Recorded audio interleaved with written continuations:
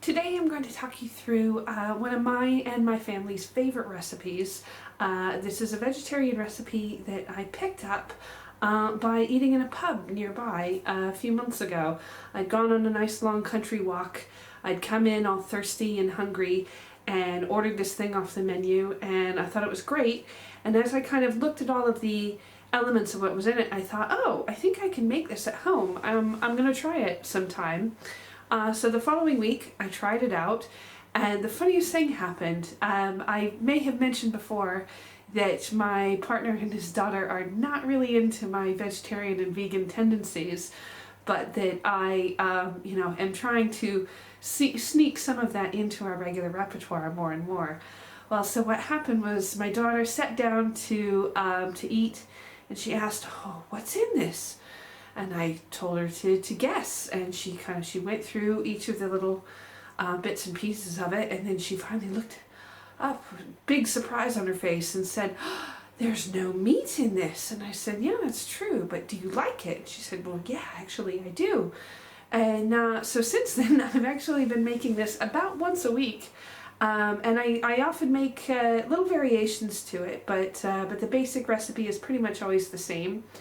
And it took me quite a long time when I first started doing it until I kind of figured out a good rhythm and a pattern. So if you find that you're not that familiar with things like making at-home pie crusts and stuff, don't despair.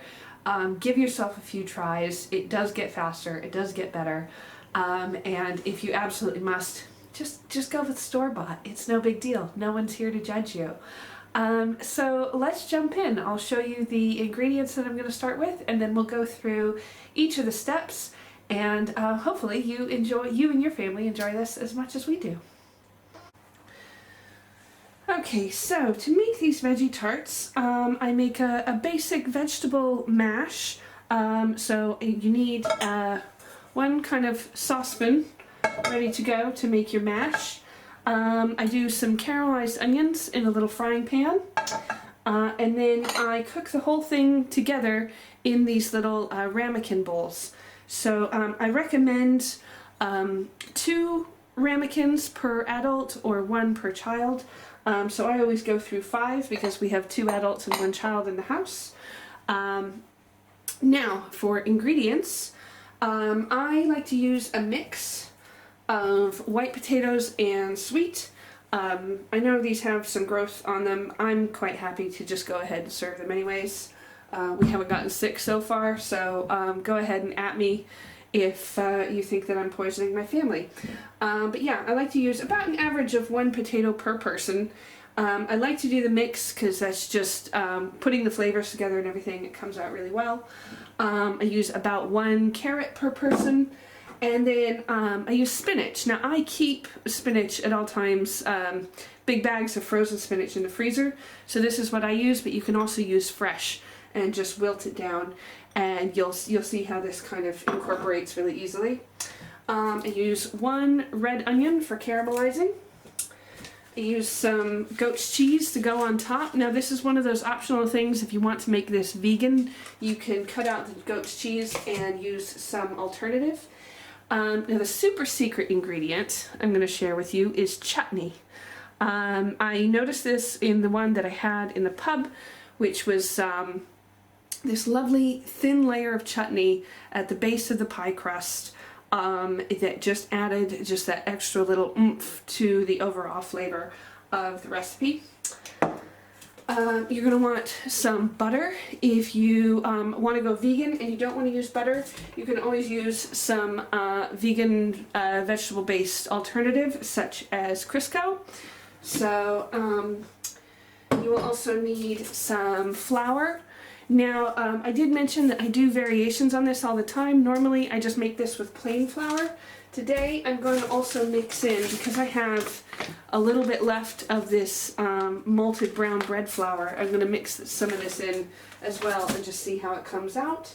You're going to want just a little bit of dark brown sugar when you caramelize those onions, as well as balsamic vinegar. So we'll keep those handy. That'll come a little bit later.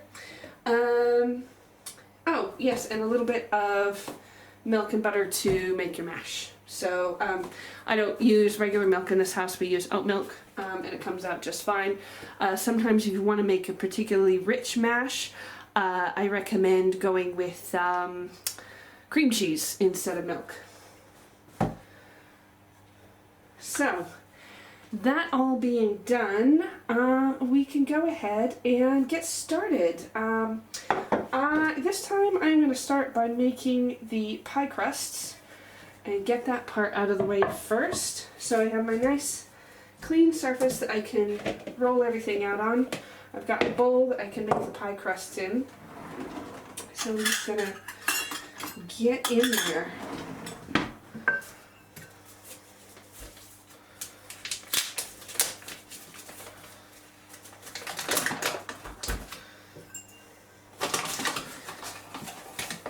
So for these 5 ramekins, I'm going to go with 1.5 cups of flour to 1/2 cup of butter. I'm going to go 1 full cup of plain flour plus 1/2 cup of this bread flour. Now you can really, I've made this with self-raising flour. I've tried a few different things here. It's not going to break if you don't have these exact ingredients. It'll be fine. Maybe like a pinch more of that. Okay. So we'll set those aside. Weigh out 1/2 cup of butter. That's about 1/2 cup of butter. Set that aside.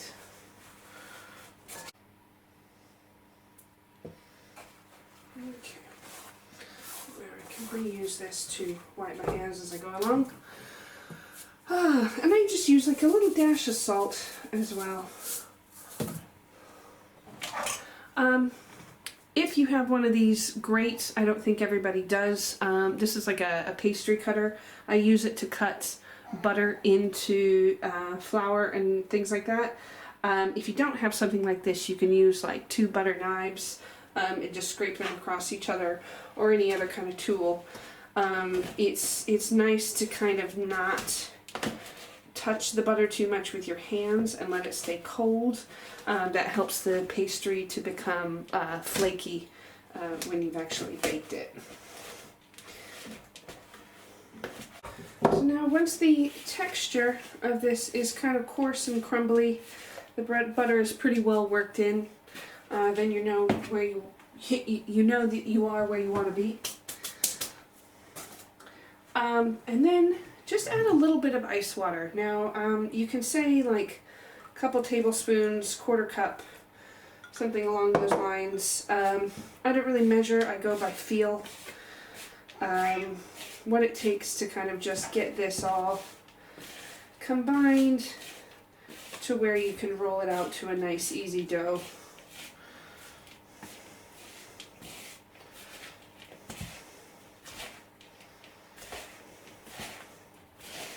And this is the part where you actually do use your hands, but because it's ice water, it helps keep the butter cold.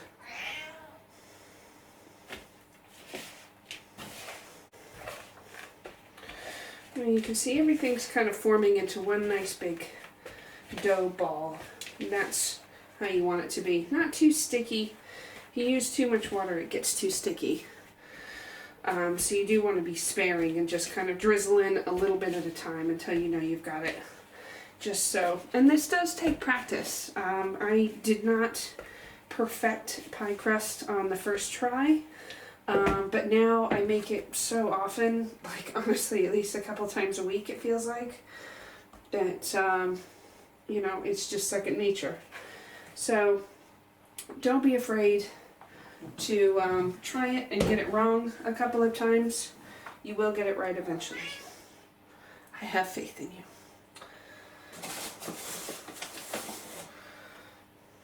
You want to put out a nice floured surface. Keep a little extra to the side. And just lightly flour that dough ball. I'm going to break it up into pieces, kind of about small fist-sized chunks. Maybe use the side slightly. And just roll it out. Now, I definitely found with rolling, it helps to roll a little bit and then flip it over. And keep ensuring that your surface is floured. Otherwise, if you roll too much in one way, it'll just stick to your thing, and then you can't pull it up or shape it or do anything with it.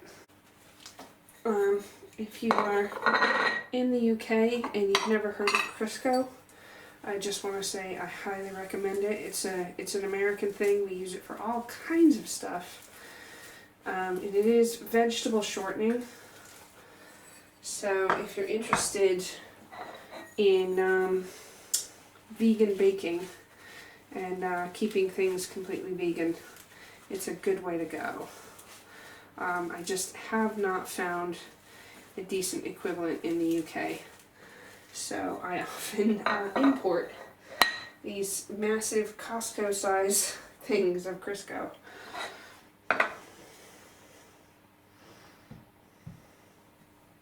Right, so to get the right size and shape, I put the ramekin upside down on the pie crust and then cut with about a centimeter leeway all around.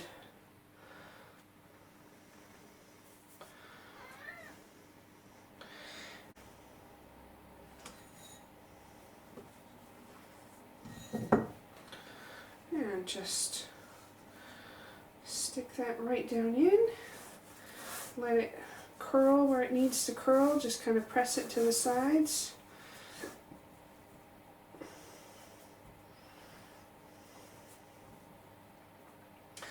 And you don't need to make tops to these. You only just want to line the insides of the ramekin. So there, and we'll do that a few more times. So here we have all of the ramekins filled with the pie dough. These are set aside. I'm going to set the oven to 170 fan. That's between 325 and 350 if you're on Fahrenheit. And get on with the rest of the steps. Okay, so while the oven heats, I'm going to put on a pot of water to boil, and then I'm going to wash and peel my vegetables.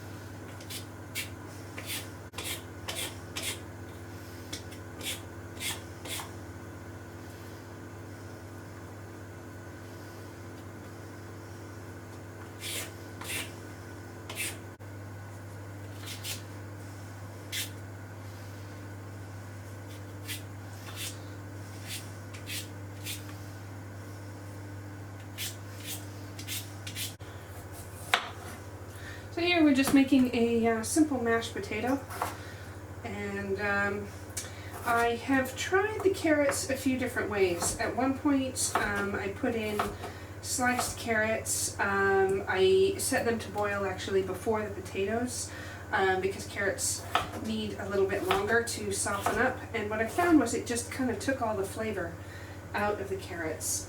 So I've tried a couple other things, and what I've landed on is actually shaving the carrots into the mash when it is almost done.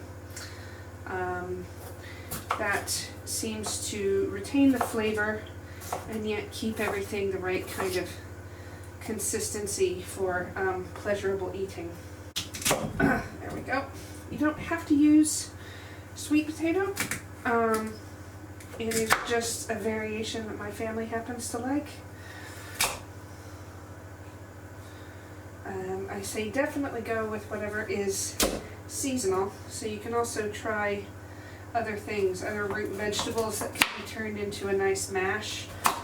Swede, turnip, those kinds of things are water is just about boiled. See, we get that timing just right after practicing a few times.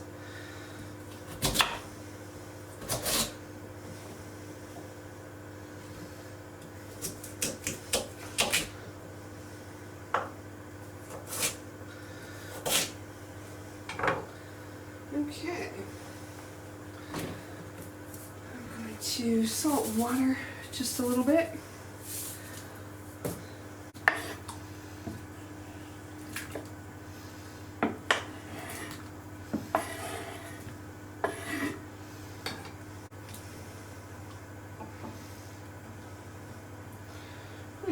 Let that go ahead and boil.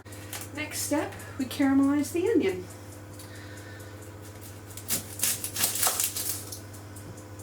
So, this is a little trick that my daughter taught me, which is when cutting an onion, just keep your tongue stuck out and it won't make you tear up. So, as I'm doing this, I'll have my tongue stuck out.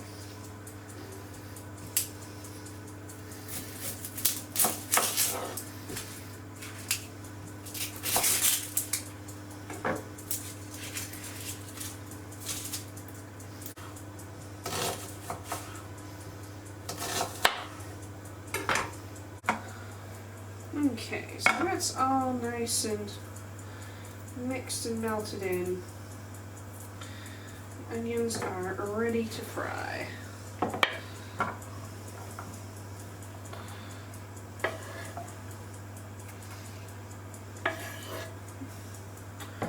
These are on a kind of medium to low heat, and they'll be on for a while, so don't worry if they don't sound like they're sizzling right away.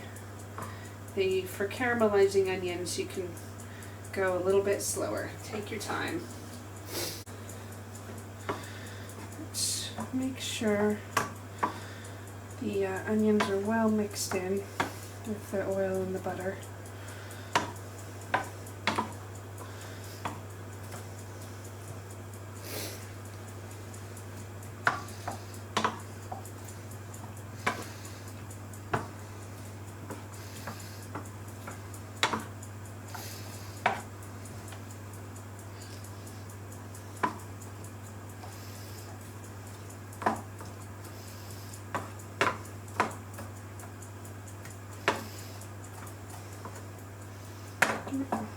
Just checking that heat.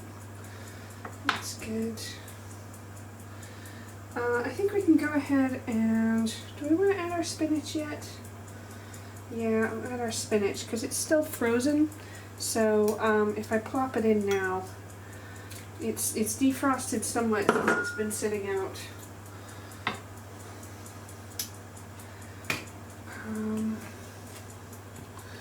And see, it's already starting to come apart, which is good. Now I will shave the carrots in.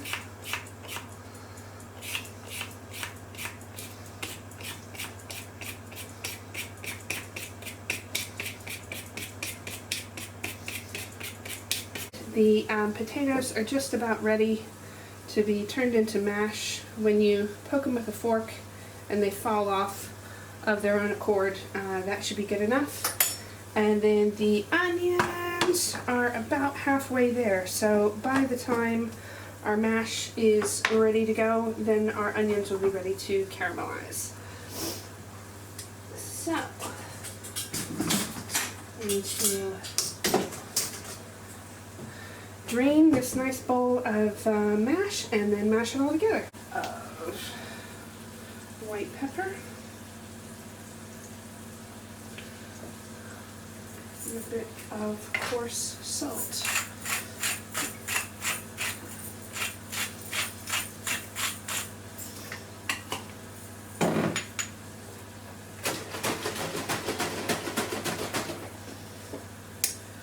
Oat milk. Obviously use whole milk, other nut milks, whatever you like. Oat milk just happens to be what we use in this house.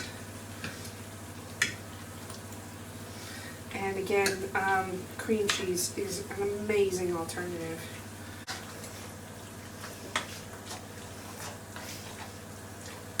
Now, you can mash this up rough or make it creamy. That's really just a matter of your personal preference. Obviously with the carrot and the spinach, it is going to be a little bit more rough. It's not going to be perfectly smooth mashed potato, but it's going to have a lot more nutrients in it, which is great, and it makes it very filling. Obviously this is one of the most filling meals I make. Take some dark brown sugar, just like a teaspoon or two.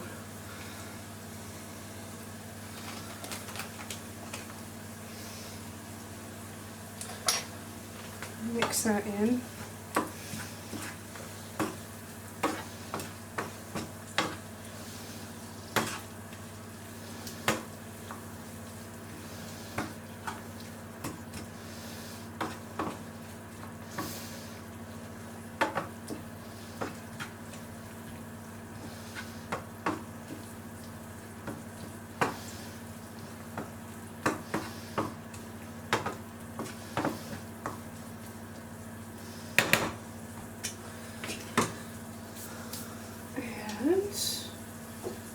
Balsamic vinegar again, maybe just a teaspoon, maybe not much more than that. You don't want to go overboard with balsamic.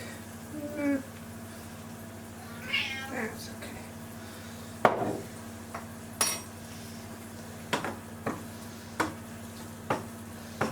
And let that cook off. Try not to get your face in it because hot vinegar kind of feels weird on your eyes.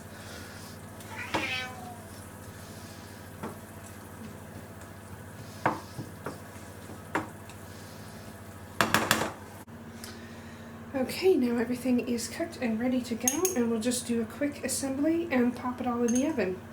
Like I said, the big secret is I start with a chutney at the base of each crust. Now you can do store-bought chutney. I happen to buy this one recently from a nice little old lady at a church Christmas fete. So I know that this apple and rhubarb chutney has all been locally grown and produced.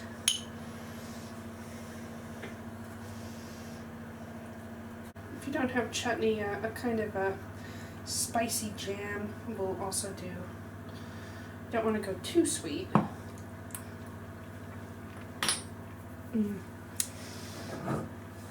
Then you layer in the mash.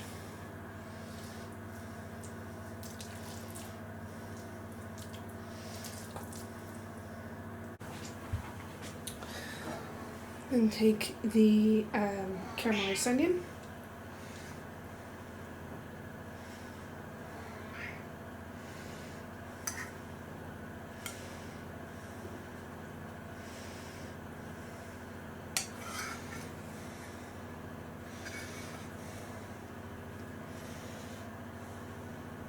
And then finally, here's the messy bit, the goat's cheese.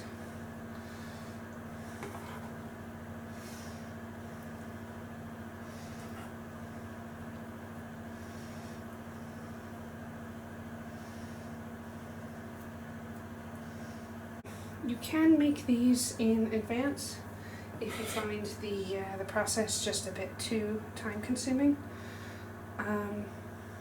But as I said before, just by practicing and doing it a few times, I've definitely gotten my prep time down quite a bit.